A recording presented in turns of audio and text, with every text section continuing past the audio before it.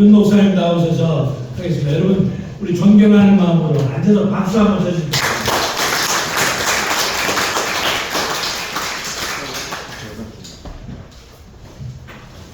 사실은 우리 주계명 목사님이 이걸 해야 되는데 제가 쫄병해서 미안합니다. 이제 우리 교회의 그 역사를 더듬어 보려니까 그게 우리 한국교 회사예요.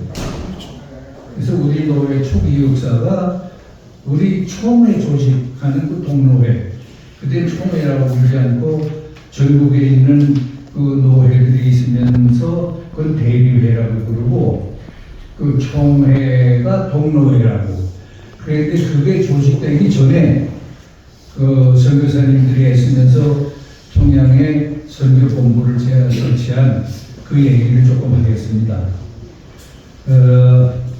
대개 우리 평양로의 구역이 그때는 대동강을 중심해 가지고서 이게 도시이긴 하지만은 또 어떻게 역사적으로 생각하고 보면은 옛날에는 고구려의 수도였고 또 그다음에 이 반도가 신물물을 받아들이는 그 중국과의 교통의 요지에 있습니다. 이렇게 되니까 입지적으로 평양이 뭐 문화면이나 이런 면도 발전할 수 있는 여지가 돼 있고 그 바탕이 교회도 역시 그랬기 때문에 또 성격이 평안도 사람들이 좀 한 다음에 그냥 뭐 미국 나가는 성격이 있고 우묵하는 성격이 있기 때문에 더 열심히지 않았나 이제 그 역사를 보면서 생각해 보았습니다. 아무튼 그런 요지에 우리 교회가 노회가 생기게 된 그 배경을 먼저 그 노회 조직 전 얘기입니다. 선교사님들이 애쓰시던 그런 시대예요. 먼저 그 1866년 84년도에 온도드 목사와 아펜셀가 목사님이 소해바다를 통해 가지고서 한국 들어온 게 처음 아닙니까? 뭐 목사님들은 다 아시는 얘기지만은 그 이전에 매일 제일 처음에 한국에 발을 들인 사람은 토마스 목사입니다. 이 사람이 영국에서 은혜를 받아가지고서 중국으로 선교사로 왔어요. 중국에 와서 터를 잡기도 좀 마음이 어수선할 때 사모님이 돌아가셨어요. 그래가지고서 충격을 받아가지고 25살 때 방황을 했습니다. 그러고서 손에 일이 안 잡히고 기도가 되지 않고 그래서 선교사 사명을 다하지 못하고 영국 전도본부에다가 나 이거 선교사 그만두겠습니다. 그러고서 그만뒀어요. 그래서 이 사람이 먹고 살아야 되잖아요. 그런데 이 사람이 동양말을 배웠기 때문에 거기에 나와 있는 그 세관에 통역관이 돼가지고서 일을 했어요. 근데 지금 무역 관계로 조선에 들어오는 사람들이 그 일할 사람들을 하는데 통역으로 이 토마스 목사가 그때 그 거기에 타게 됐습니다. 그런데 그렇게 해서 한국에 들어오고 싶은 생각이 생겼고 또 마음속에 내가 하나님 앞에서 서역하고 안수받고 왔는데 이래서는 되겠나? 내가 이 배를 타고 그 장사하러 들어가는 사람들 배지만 프랑스 배입니다. 그래서 그걸 타고 들어가서 되면 내가 거기서 복음 전도를 시작해야 되겠다. 그러고 탔습니다. 또 다행히 그 토마스 목사가 오기 전에 그 백령도 지역에 그 구슬아파라고 하는 사람이 우리 한국 전도를 목표로 해가지고서 와서 거기 몇 달 있다가 못하고 돌아가고 거기 교회 성경을 반포하고 그래가지고서 사실은 거기가 이 한국 교회 최초의 교회가 들어선 교회지. 그런데 거기에 이제 와가지고서 정보도 좀 알고 그럴까 해가지고서는 이 양반이 이제 그 배를 타고서 한국으로 들어오려고 했는데 이게 한국에 들어오다가 3번에 걸렸습니다. 뭐 상품을 잔뜩 싣고 들어오고 그러는데 그때 무슨 일이 생겼나 하면 중국에서 한국의 천주교가 우리보다 먼저 오지 않았습니까? 한국에 들어왔던 천주교 신부님 3분이 거기서 핍박을 받다 못해가지고서 중국으로 도망왔어요. 그래서 그때 조선의 형편을 들었습니다. 그래서 그런 걸 듣고서 프랑스에서 화가 나니까 자기네 계획은 뭐 물건 팔러 들어온다고 해서 그 상선이 들어왔지만 목적은 보복을 하기 위해서 들어왔던 겁니다. 프랑스인의 그 박해에 대한 어떤 보복을 위해서 들어오게 되었다는데 검문할 때 이 선원들이 말을 잘 못해도 상냥하게 그냥 웃으면서 조선 관리들한테 친절하게 대하고 그러니까 이 사람들이 악한 사람은 아닌 것 같다. 검사를 해보니까 상품이나 책만 잔뜩 들어있지 다른 건 아무것도 들어있으니까 그러면 들어보내서 대동강으로 보내가지고서 관리들하고 협상을 해서 그들이 해결하게 하자고 들여보냈어요. 그런데 그때 들어갈 때에 이 프랑스 그 선원들 가운데 좀 성질이 급한 사람에서 아마 무기를 가진 이 같은 모양이에요. 그래서 이제 대동강 쭉 가는데 대동강이 하루에 한 번인가 2번인가 그 썰물과 민물이 있어가지고 대동강이 불어 올라올 때가 있고 또 얕아질 때가 있는데 물이 불어 올라올 때 배가 들어왔습니다.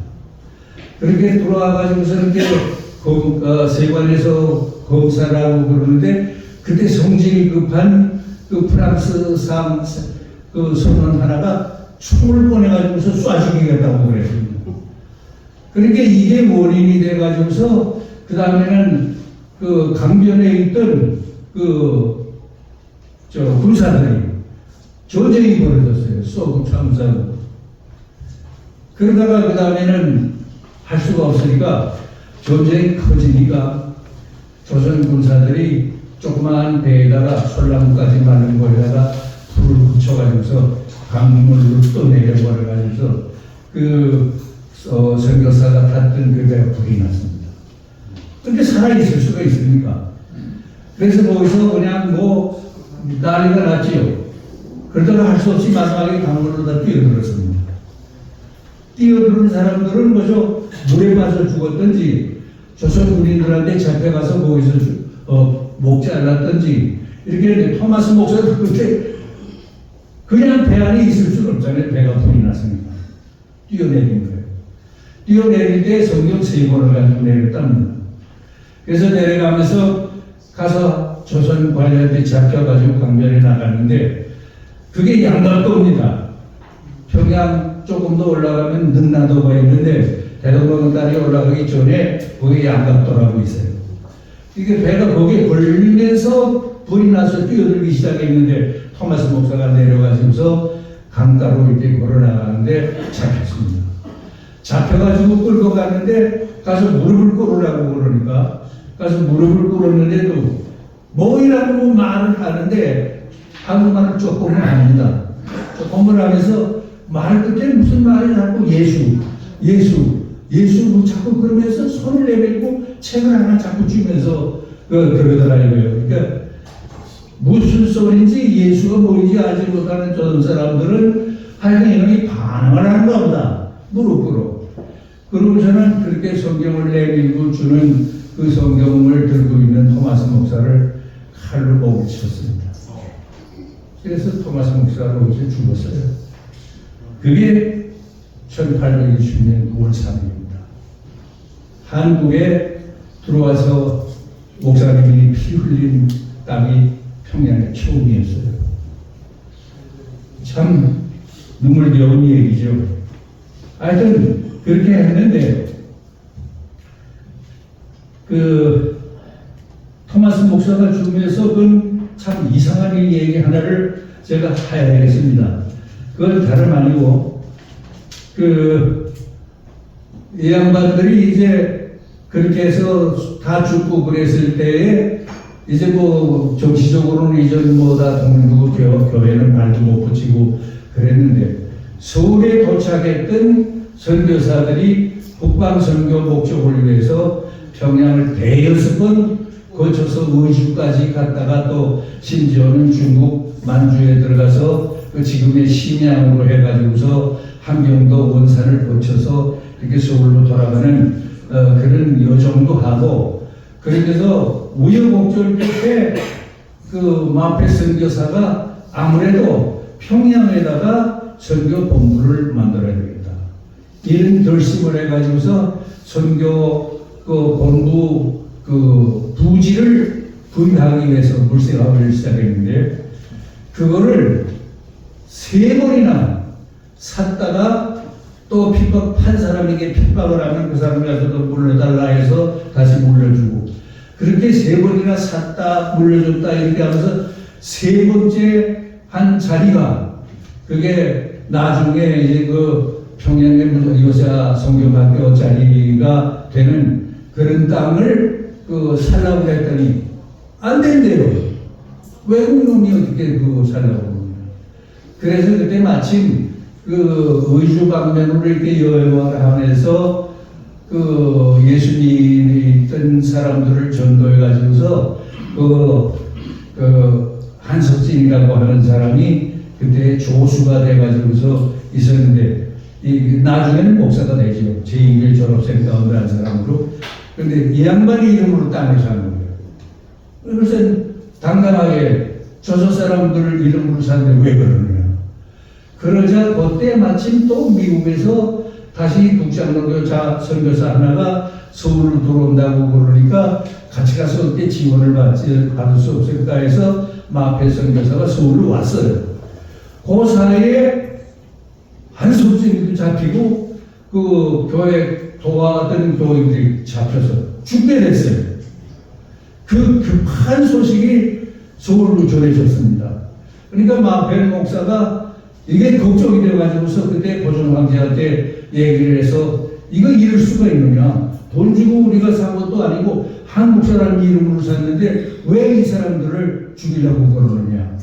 그래서 그거 사면시키는 그 증명을 받아가지고서 그날로 이 양반이 3일 동안 자전거를 타고 평양으로 올라왔어요. 그리고 죽이기 전날 그걸 꺼내놓고 이 양반들을 살렸습니다. 놀랬죠. 하나님의 섭리가 참 기이해요. 또 한 번은 그렇게 해서 땅을 사가지고 그 다음에 또 그때 평안도 근처에 선교사님이 이제 댕기면서 한석진이 대구대에서 이제 선교 확장을 하려고 그러는데 그때 이 양포백이들이 왔다고 그래가지고서 그 목사님에게 돌판 매질을 한 사람이 있어요. 그래서 그 사람한테 그렇게 학대를 받고 그랬는데 그래도 화를 내지 않고 그 마페 선교사님이 다 감당을 했어요. 근데 그 깡패가 대동문 옆에 조그마한 집 하나가 부잣집이 있었는데 그 부잣집을 사고서 자기가 거기에 살랬는데 어떻게 거기에 여관을 차렸어요.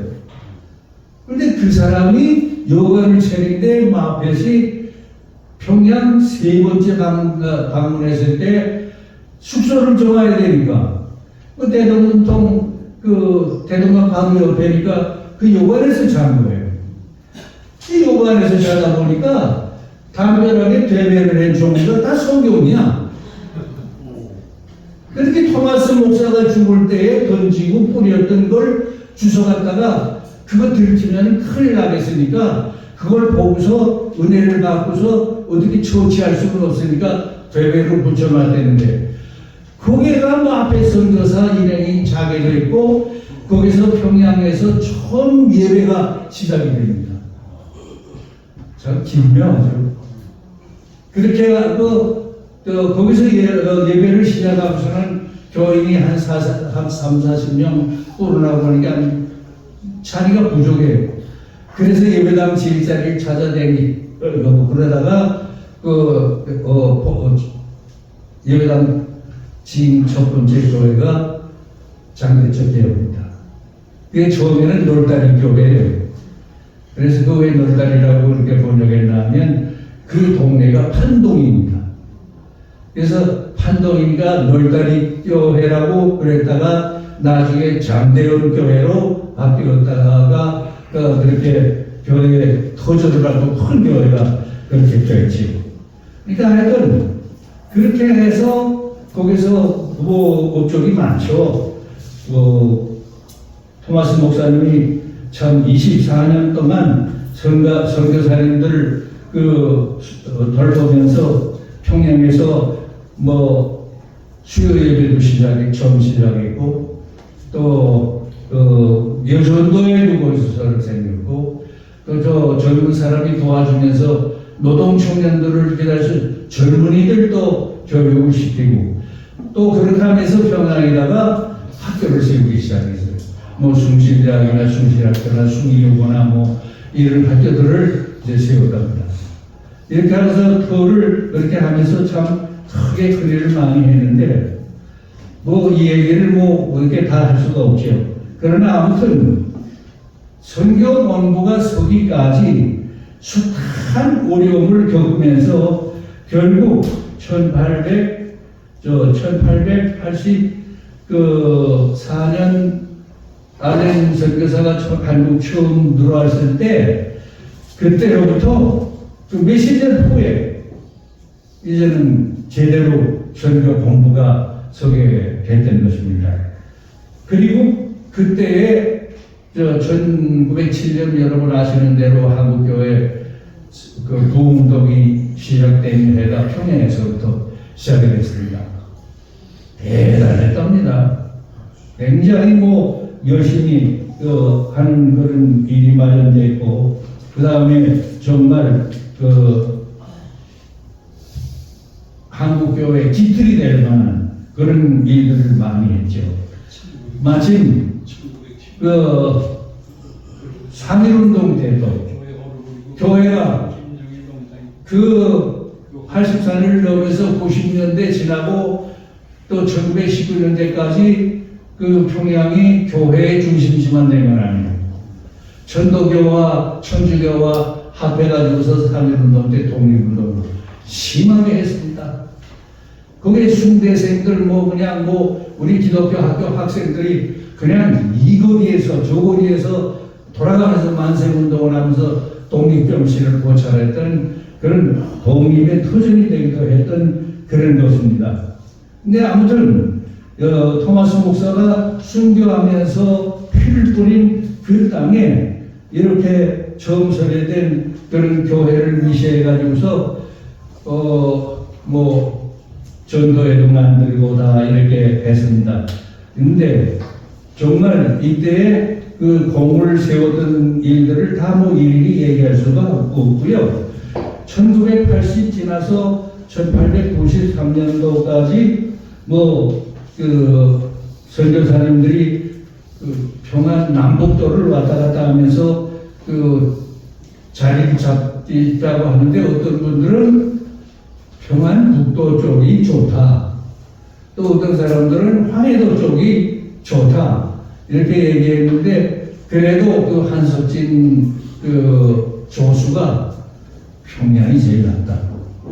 여기에 중심으로 잡아야 된다. 그래가지고서 그게 정확하게 대답하는 것입니다. 사실 여기서 그렇게 평양진학교도 세우고 이렇게 해서 평양진학교에서 제2회 졸업생이 나올 때 이금명이 나오지 않았습니까? 그 이금명 졸업생이 나올 때 4분이 평양에서 목회했어요. 그러니까 한국교회의 중요 인물들이 거기서 복음의 뿌리를 내렸던 겁니다. 아무튼 이런 파란 목표 끝에 평양 주변 약 300리 안에 신자도 없던 그런 곳에서 정말 학교도 세우고 병원도 세우고 교회도 세우고 이렇게 해가지고서 아마 평양 창립 이전에 한국교회 그 크게 부흥시키면서 동노회가 만들어지면서 전국에 노회가 그 대리회가 7개가 있었습니다.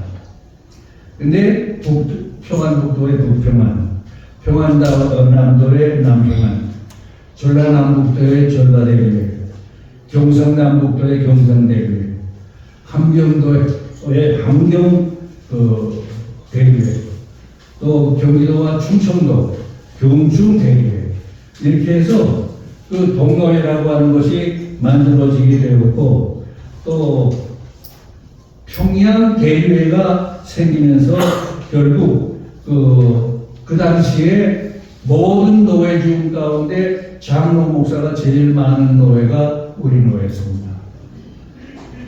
이렇게 해서 참 우리 노회가 발전하면서 이제 해방이 되지 않았습니다. 해방돼 가지고서 남과 북이 갈라진 거예요. 그러니까 남쪽 교회들은 뭐 어떻게든 제가 이 노회, 우리 노회사를 얘기하는 거니까 북쪽에서 평양이 중심돼 가지고서 교회하면서 많이 피박을 받았습니다.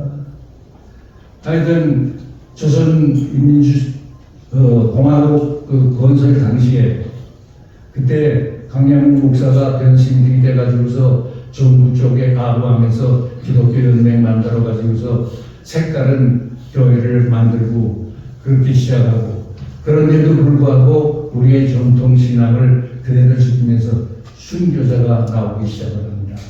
그때 유명한 김철 목사님도 돌아가셨고, 정말 뭐 많은 목사님들, 장로님들이 피를 흘리는 그런 고충을 당하게 되는데 그게 6.25 때까지 계속이 됩니다. 우리 교회 목사님도 6.25 때 교회 그대로 남고 편안 안 가겠다고 그러시다가 잡혀갔는데 알 수가 없었어요. 그런데 나중에 보니까 대동강에 시체로 떴는데 팔을 뒤에다 묶고 그렇게 하고서 강물에 던졌는데 민물이 들어올 때 하수도 구멍으로 들어가서 찾지를 못했어요. 근데 썰물 때 그 시체가 나와가지고서 목사님 시신을 건졌습니다. 그러니까 이렇게 핍박을 당하고 오염을 당하니까 도저히 견딜 수가 없어요. 국군이 들어왔을 때 얼마나 좋았어요. 이제는 살았구나. 이제는 우리가 감시당하지 않고 피 흘리지 않고 매맞지 않고 예수 믿겠구나. 그렇게 했는데 후퇴를 하게 되면서 교회가 거기서 더 이상 있을 수 없으니까 피난을 나오기 시작을 하죠. 정말 안타까운 그런 일을 맞았던 것이죠. 그런데 해방과 함께 이렇게 분리되었던 그 교회가 이제는 여러 모양으로 또 일사후퇴 때 내려와가지고서 고생했지만은 여기 가서는 천대 많이 받았습니다. 뭐 소속이 없잖아요. 노예 소속 없는 목사들. 그러니까 그 어려움을 겪고 그러는데 아무튼 피난 내려가지고서 경상도와 부산 지역에 내려갔을 때 우리 노예가 평양에서 다시 재기하게 됩니다. 그래서 그 이북에서 경남노예가 평양, 평소, 안주 3개 노예로 크게 부흥이 됐던 그 3노예가 이 이남에 내려와 가지고서 부산에서 다시 우리 노예 조직을 해가지고서 총회에 가입을 하자 하고서 신청을 했는데 퇴짜 맞았습니다. 뭐 어떻게 반응할 수가 없어요. 근데 총회하고 휴가가 그 퇴짜 맞은 그날 점심 먹고 오후 총회가 시작될 때 평양교회에 심우하시던 김윤찬 목사님이 긴급 원권을 얻어가지고서 총대원들 앞에서 호소를 합니다. 여러분, 우리나라가 남북으로 갈라져 가지고서 두 나라가 되었는데 그럼에도 불구하고 남한에는 이북 모두 정이 있지 않느냐. 그런데 왜 교회는 이북 너희를 인정해 주지 않느냐. 우리를 받아달라. 그렇게 해서 호소를 했는데 오전 예배에서는 거부를 당했는데 오후에서 그게 받아들여졌습니다. 그래가지고서 노예가 생긴 것이죠. 참 눈물겨운 얘기입니다. 그것이 1952년 4월 29일에서 5월 2일까지 모인 그 총회에서 허락을 받은 것입니다. 그렇게 해서 그때에 참 목사 장로들이 그 주동이 돼가지고서 참 그 노예 산하에 목사님 20분, 장로님 20분 이렇게 해가지고서 제1회 노예가 평양교회에서 열려서 노예 역사가 시작이 되는 것입니다. 참 이렇게 해서 노예가 발전돼서 우리 노예가 오랜 역사 속에서 그 중추적인 한국교회 역할을 그렇게 담당하면서 제가 평양 피난가에 있을 때에 그 평양교회에도 친구가 있어서 바로 아버지가 거기서 세례를 받으셨기 때문에 평양교회를 자주 방문하고 그랬는데 그 보스턴산에 당시에 참 한자집을 지은 교회지만은 아담하게 크게 잘 지었어요. 그리고 목사님을 돕는 그 임종호 전도사님이라고 하는 그분이 한국교회 유명한 분입니다. 평양신학 교수로 있던 분입니다. 그분이 여전도사로 심무를 하면서 그 평양의 그 교회 중심이 되고 그랬는데 참 불행하게도 1959년에 하동스하고 우리하고 교회가 갈라지게 되죠. 그렇게 되면서 우리 노회는 최필구 목사님 계시던 서북교회, 김인철 목사님 계시던 평양, 당감 제2교회, 그리고 영주교회가 개최한 청학동 영주교회, 그 다음에 성광교회, 그 다음에 이 고항동에 있던 영주교회가 그때는 영주동에 있었습니다. 근데 저는 영주동 그때 참석했는데 그때에 우리 노회산에 속해 있던 교회가 150교회입니다. 비난 와서도 엄청 컸죠.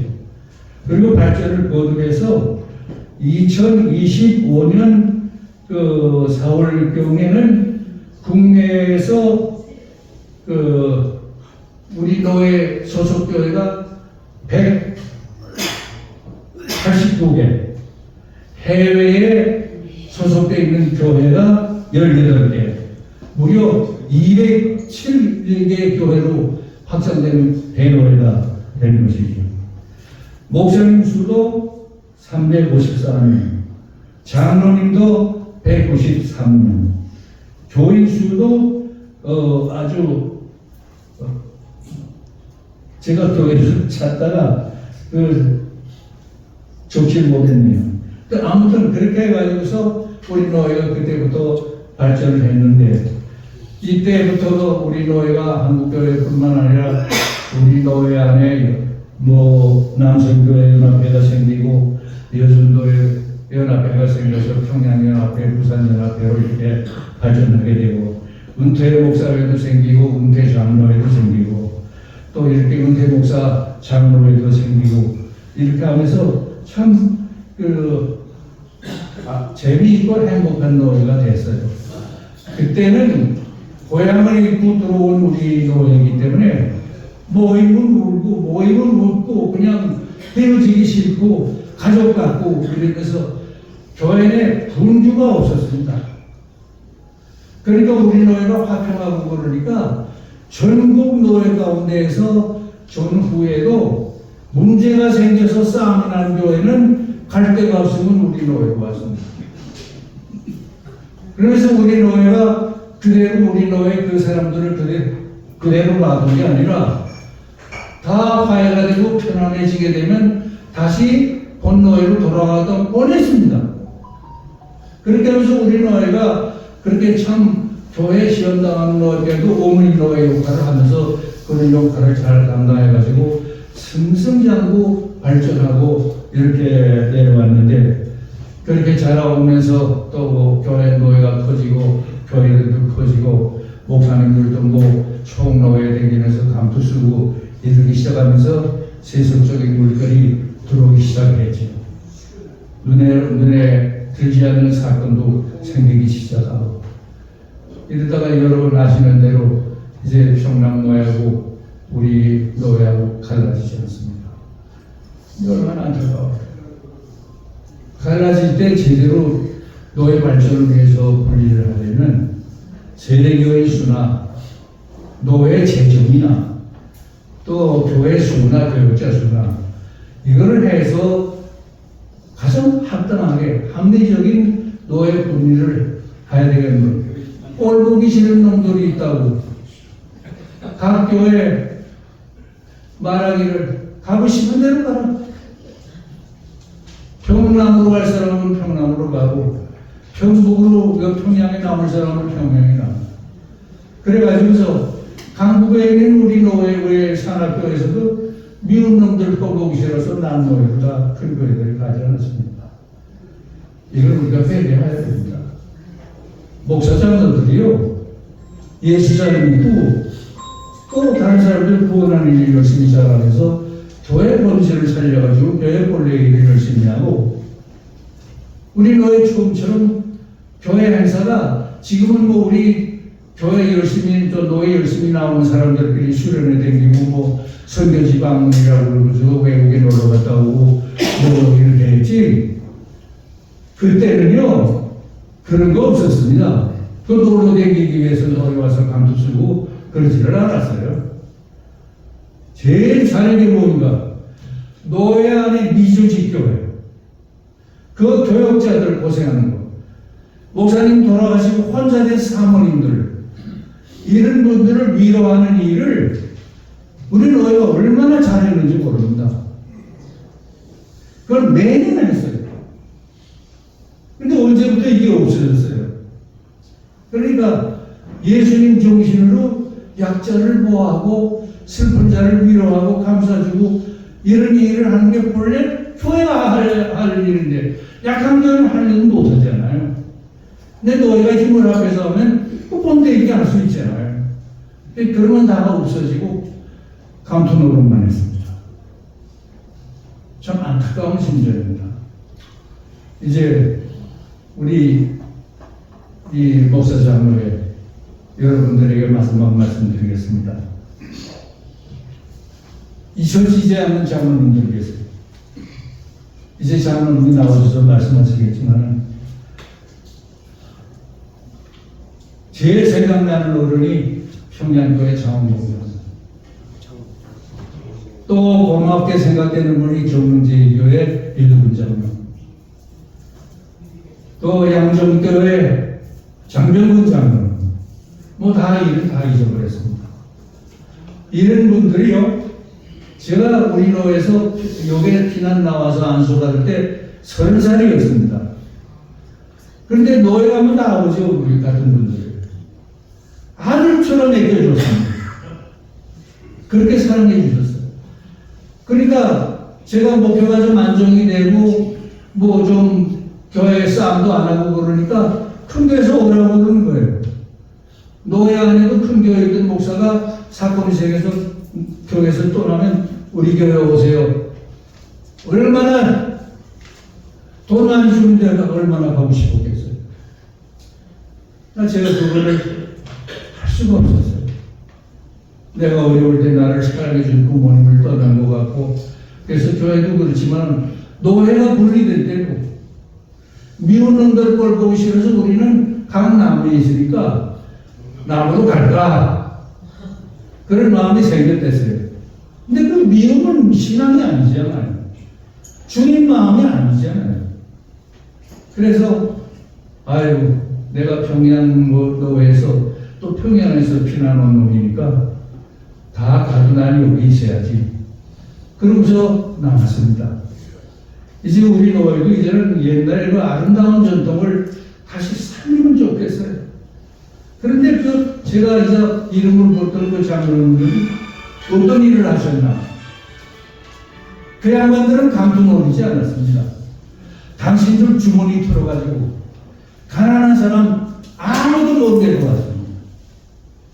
이렇게 하면서 은퇴자가 자꾸 생기고 노예가 커지고 그러니까 이 은퇴한 분들이 교회에서 떠나면 외롭고 그러니까 갈 데가 없단 말이에요.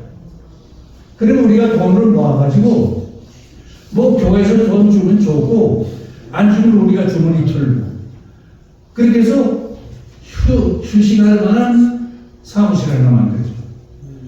그게 이 연합회관의 우리 노회 사무실, 지금 그 사무실 말고 회의실이 우리가 산 겁니다. 장로님들이 산 거예요. 그렇게 해가지고서 거기에 모여서 우리가 그렇게 늘 기뻐하고, 그러니까 노예가 보고 사무실이 작고 그러니까 이제는 그것도 사무실을 쓰게 해주면 좋겠고, 목사 장로님들 오시고 싶으면 언제나 오세요. 그래가지고서는 그걸 주기로 했어요. 그러니까 그렇게 해서 그거 샀던 돈을 아마 어떻게 했든 이제 김 장로님 말씀하시겠죠. 그걸로 지금 우리가 혜택을 보고 있습니다. 분양받았던 원금, 그걸로 노예가 산 것처럼 그 기금을 적립해놓고 우리들에게 매년 거기서 나오는 이자로 우리 일을 돕고 계십니다. 얼마나 고마워요, 장로님들. 돌아가셨어도 보고 싶습니다. 참 겸손해. 정말 예수님 정신으로 제자의 발을 씻어주시는 그런 어른들이었습니다. 그런 장로님들이 계셔야 젊은 목사도 목사다운 목사가 나오지, 장로님들이 그런 분이 없으면요, 목사는 미어 정치에 물들이시고요. 그래서 패거리 만들어가지고서 정치운동하고 돌아다니고 박사 내리면서 노회장 하려고 그러고 이따 짓거리를 하게 된단 말이죠. 우리 장로님들 정말 우리 노회 안에 젊은 교역자들 아들같이 손자같이 사랑해 주세요. 제가 잊을 수 없는 것은 제가 처음 산덕교회 왔을 때 장로님들이 다 아버지 할아버지 같아요. 그래도 젊은 것도 목사라고 1년에 그때는 대신방을 2번씩 하지 않았습니까? 신방을 가지요? 그 신방을 가면 장로님들이 30살짜리 손잡벌 되는 목사 성경 가방을 들고 다닙니다. 수석 장로님, 지역에서 사장님, 잊을 수 없습니다. 권사님들, 남편 돌아가시고 하숙 쳐서 당신 먹고 살기도 힘든데, 제가 그때는 면목동 살면서 우리 교회에 나와서 부목사님을 했는데, 목사님은 연세가 많아서 신방 못 다니고 제가 다닐 때인데, 신방 가려고 집에 가려면 종로에서 버스를 타고 면목동 가야 되고, 그 종로거리에서 권사님이 치마를 올리고, 그래서 치마 주머니에서 꼬기꼬기간 돈을 주면서 버스 타고 가요. 이 사랑을 어떻게 갚습니까? 이렇게 사랑을 준 권사님이 계시니까 내가 이 교회를 돈 많이 준다고 다른 교회에 갈 수 있습니까? 그럼 가면 사랑 아니죠. 아버지 어머니를 배신하는 불효자네. 나는 교회의 발전은 목사에게도 있지만 설교도 잘해야 되겠지만 장로님들이 훌륭하셔야 됩니다. 우리 장로님들이 교회에서 그렇게 희생해 주시고 그러면 교회가 교회수 많은 것보다도 진짜 천당 같아요. 그냥 저는 그래서 지금도 이런 나이가 많아서 이제 본교회 이렇게 출석을 못하는데 한 달에 한 번 하다가 이제 그것도 또 힘들어가지고서 그냥 절기 때에만, 교회 큰 명절 때에만 이제 한 번씩 합니다. 그런데 솔직하게 하나님 앞에 미안하지만 고백할 일이 있습니다. 신자가 하나님 예배 드리러 가려면 하나님만 사모하고 말씀만 사모하고 그리고 한 걸음 한 걸음 기도하는 마음으로 교회 가야 되지 않아요? 근데 나는 그런 마음도 한쪽에 있긴 하지만은 옛날에 같이 울고 같이 웃던 교인들이 보고 싶어요. 그 은퇴한 장로님들과 권사님들 보고 싶어서. 그래서 갑니다. 가면 그저 아무것도 못하고 예배만 들고서 반 점심도 안 먹고 오는데 얼마나 안겨주는지 지금도요. 새 교인들은 그러지 못해요. 은퇴하신 장로님 권사님들이 그렇게 여전히 할아버지 어머니 그냥 그 심정에 대해서 사랑해 주니까 가고 싶어요. 보고 싶어요. 제발 우리 노회사나 교회가 이런 교회 될 수 있도록 여러분들 교회를 잘 만들어 주시기를 간곡히 부탁합니다. 이렇게 해서 두서없이 원본을 많이 써왔지만은 그런 다른 얘기는 다 빼고, 그래서 제가 우리 노회 안에서 또 평양에서 살면서 살던 그 얘기를 잠시 말씀드렸습니다. 기도하겠습니다. 하나님 아버지,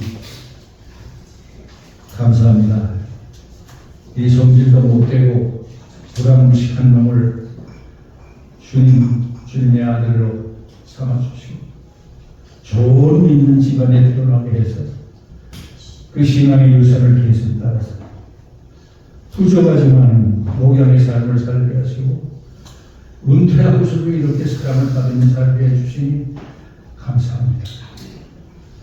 평양노회 안에서 자라면서 많은 사랑이 졌습니다. 우리 노회 축복해 주시길 바랍니다. 이렇게 희생하고 봉사했던 주의 종들을 다 천국 가셨지만 그분들의 씨앗이 열매가 맺게 해주시고 그 아름다운 따뜻한 예수 안의 종, 지상 천국과 같은 그 분위기 우리 노예 전통적으로 계승되게 해주시기를 바랍니다. 그래서 전국 교회에 본이 되게 해주시고 전국 노회에 본이 되는 노회가 되게 해주옵소서.